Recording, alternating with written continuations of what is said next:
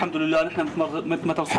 حاول يدخل حاول كذا مره. شايف القرآن على يسارك وعلى يمينك. هذا دستورنا اخي، هذا دستورنا نحن.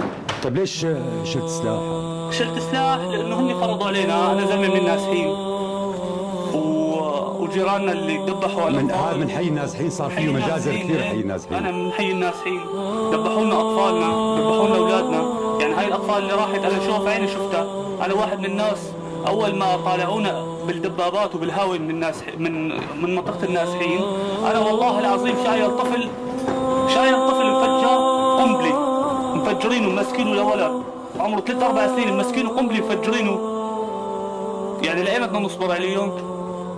نحن ما بنساوي غير الله بيقدرنا عليه، وما طلعنا غير لهالشيء هذا، وصامدين ان شاء الله. وين الاهل؟ متشتتين. شد عمرك حضرتك؟ 30. متجوز؟ ايه الحمد لله. ما بتشتاق للاولاد للمرأة؟ نحن بس ان الله قدرنا نأدي واجبنا وقتها كل اولاد سوريا راح يكونوا بخير، لانه اولاد سوريا مثلهم مثل اولادنا. وانت اب بس عم تشتاق لاولادك؟ بشتاق لاولادي وبشتاق لمرتي وبشتاق لاهلي كلهم. عندي 3 اولاد. الله يخلي لك اياهم. الله يسلمك. شو بتقول لهم هلا؟ انت عم تجاهد، هن بعيدين يعني ومشتاقين لك اكيد. ثمن عم يدفعوه اولادنا انه بعيدين عننا، شردهم بشار الاسد. الثمن شو بتقول كلمة للاولاد؟ بقول كلمة للاولاد انهم شالوا.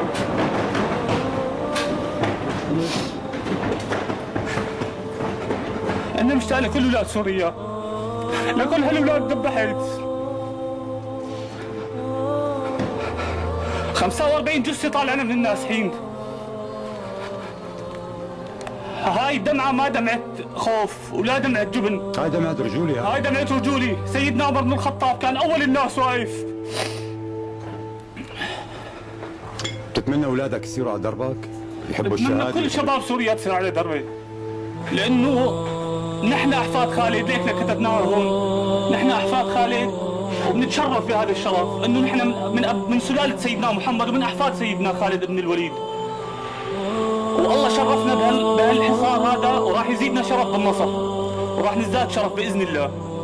نحن بنزداد شرف بوجودنا معكم هون، انتم وجودكم. الله يبارك فيكم. انتم كمان الله يجزيكم. هاي رسالة من اب للعالم اجمع، فلينظر العالم الى هذا المجاهد الذي ترك اولاده وزوجته وهو يرابط في مدينة حمص أخي أبو بكر. نعم. هذا درس عم يقدموه أهالي حمص أخي أبو أنس. أكيد. درس راح نقول للعالم كلياته. أب ترك أطفاله وزوجته وتمنى الشهادة في مدينة حمص ليدافع عن حجر حمص. الحمد لله رب العالمين. بهمة هاي الشباب صار 7 رايح، ما بس 7 شباب و7 أخوة و7 من قرايبينا اللي بيعزوا علينا. شخص من أعز أصدقائي هيك وشايل، أنا شايل دربه.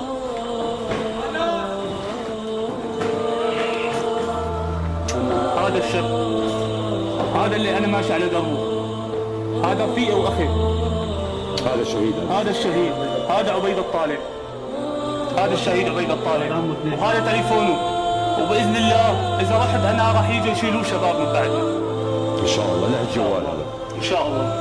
هاي الدمعة غالية. إن شاء الله إن شاء الله إن شاء الله النصر قريب. إن شاء الله إن شاء الله. أولادنا نحن كلياتنا مشتاقين لأولادنا. هو لأنهم أولادنا أولادكم أولادنا لهيك طلعنا. الله ينصرنا. جميل وبالله المستعان. رسالة للأسد أنت من تمك. رسالة للأسد إنه أنت عندك أولاد ونحن عندنا أولاد، اطلع برات البلاد. إن شاء الله قريب. بس وإن شاء الله إذا ما طلعت راح نجيك. راح نجيك. رسالة من حمص يا أخي أبو بكر، هاي موجهة للأسد، خلي العالم كله يسمعها، إنه نحن أولاد حمص العادية وبنقول له باللهجة الحمصية جايينك يلعن روحك، جايينك يلعن روحك، جايينك آخر ولد، جايينك يلعن روحك، جايينك. الله يحييك يا رب. الله يحييك. الله يعطيك العافية.